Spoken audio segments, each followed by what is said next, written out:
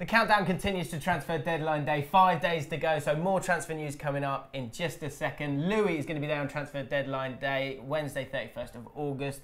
Don't miss it. If you don't want to miss it, then subscribe. If you want to subscribe, you can do that by clicking on Louis' face. You've got 5 seconds. 5, 4, 3, 2, 1. Are you looking forward to it? I'm really looking forward to deadline day. It's going to be class, so don't miss out. Also, go and like our Facebook page as well, because we're going to be streaming on there as well. So let's get straight into it. The big story today is Wilfried Zaha has told Alan Pardew that he wants to leave Crystal Palace to go to Spurs. The initial bid from Spurs has come in, and apparently it's about 12 million, which Steve Parrish is saying is absolutely ridiculous. No deal is going to be done for that money. This is going to be one that's going to go on for a week, I reckon, and it could be quite exciting. Would this be a good move for Spurs? What do you think? I'm sat on the fence. I think he's a direct player, as an extra dimension to their play, and there's different players, so I'm not sure. But I'm not sure because I don't think he's sparkled that much for Crystal Palace in the Premier League since they've come back up. Yeah, but it'll be interesting to see.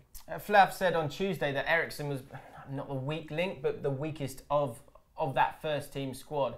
And with Champions League football on its way, that might be a good move for them. Someone who just offers something completely different to anything they've got. Last season, apart from Mahrez, no one beat as many players as Wilfried Zaha. So this could be a decent move for both. I think it's a good one. But I think you're going to have to pay at least 20, if not more, because Balassi went for 25 and Wilfried Zaha, they're seen as the same kind of level of player. So it's also the fact that he's English. That's going to inflate the price even more. Very good point. Let's move on to another Englishman, Patrick Bamford of Chelsea.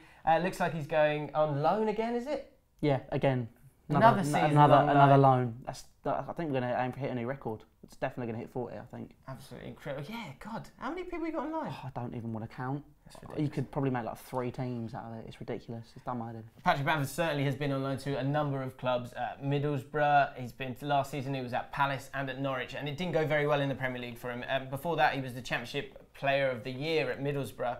So he was hoping to make that step up. At 22 years of age, he needs to be doing that now. I think a lot of people were excited about him, thought he could make that step up, but he hasn't done it yet because there's always been someone in his way, hasn't there? Exactly. I mean, at Palace, you had Connor Wickham, Fraser Campbell. Norwich, you had Cameron Jerome and Bakani. Is that a bit of a reflection on him that he's either maybe he's not physically good and strong enough to play in the Premier League? Because it sounds like the only reason that those players are keeping him out are because they're physically a bit stronger and a bit more imposing. It could be. But I think if he's given the opportunity, then he might prove himself, but he needs a run of games. He can't have the odd game here and there. At Burnley, I don't think you're going to get that, to be honest. No, not to start with, at least. Andre Gray and Vokes are going to be the front two for them in a team that wants to counter-attack. But after that, there are no strikers who are probably of the quality of Bamford. So maybe a decent move for him there. Villa wanted him as well for 3 million, which I think would have been a better option. Take the step down at a level that you know you're going to dominate in, have a good season with a team that looks like they could go up, and be it this year or next year, you then go into the Premier League as the main striker, like an Andre Gray. But it looks like he's going to Burnley, so we'll see how he gets on. Moving on to West Brom. They made a bid for Jay Rodriguez earlier in the window. Now looks like they're going to be making an improved bid for the 27-year-old. He scored 15 goals a couple of seasons ago, you might remember, and it was right on the brink of the England squad. I think he would have got in if it wasn't for that injury. Yeah, and he's a Tony Pulis player, isn't he? Yes. So this looks like a smart one, don't you think? I think it would be a smart move for him to go to West Brom instead of going out on loan to Hull, which is another thing that was spoken about. I think at West Brom he'd have more impact. I think he'd just, like you're saying, Tony Pulis player, fits the system a lot better.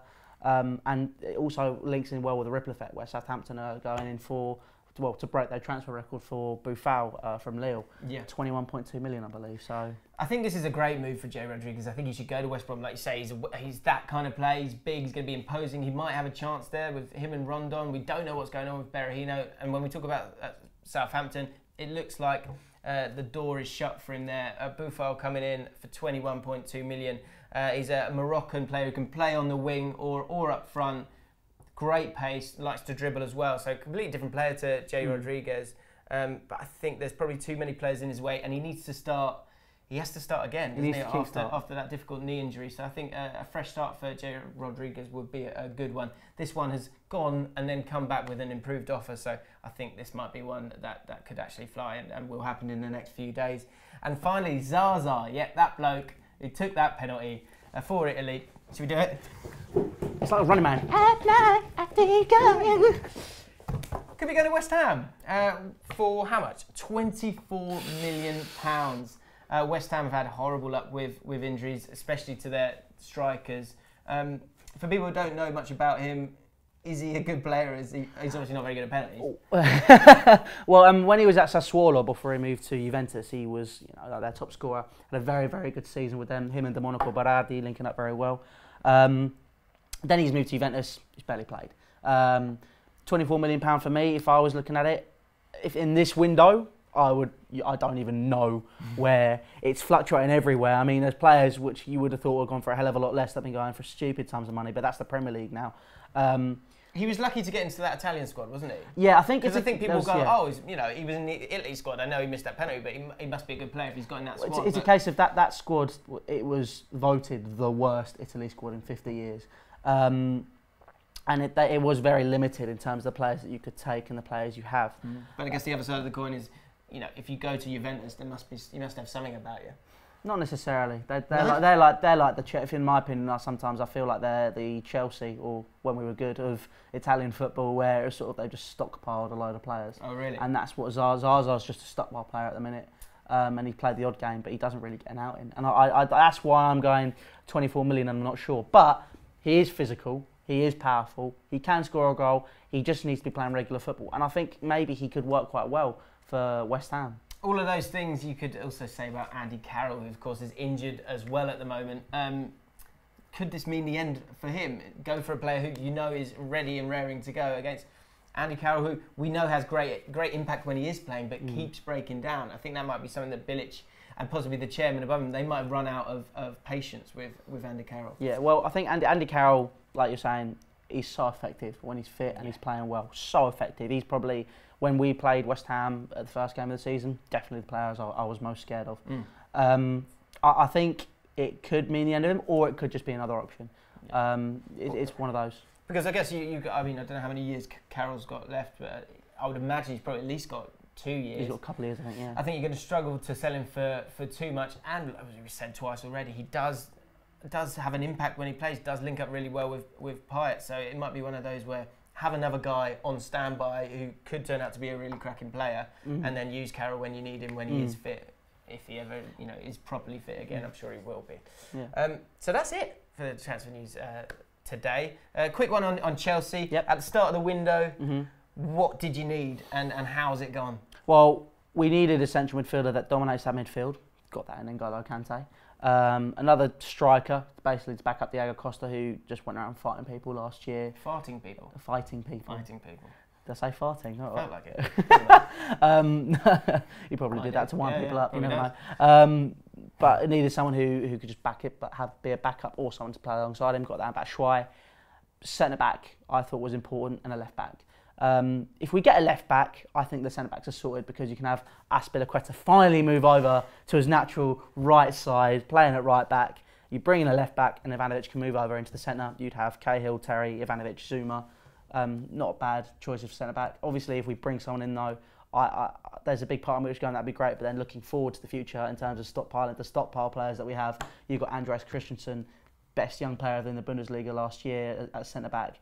And I think that could spell the end of him if we did that. So I think maybe this season, I don't think we're going to push for the league title. So I think maybe just get the players in the positions which are vital, and then sort of we can wait for centre back. I think Christensen is a player worth waiting for. So yeah, I think we just need to sign a left back really. But knowing Chelsea, that is never going to happen. No, it's not going to happen. So, and Chelsea been with Chiellini this week. Koulibaly doesn't seem to want to go away. Romagnoli as well. They really want a centre-back, and I think that's going to happen in the last few days.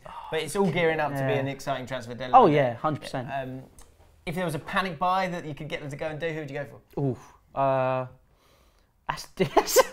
Ronaldo or Messi? No, I'd go probably...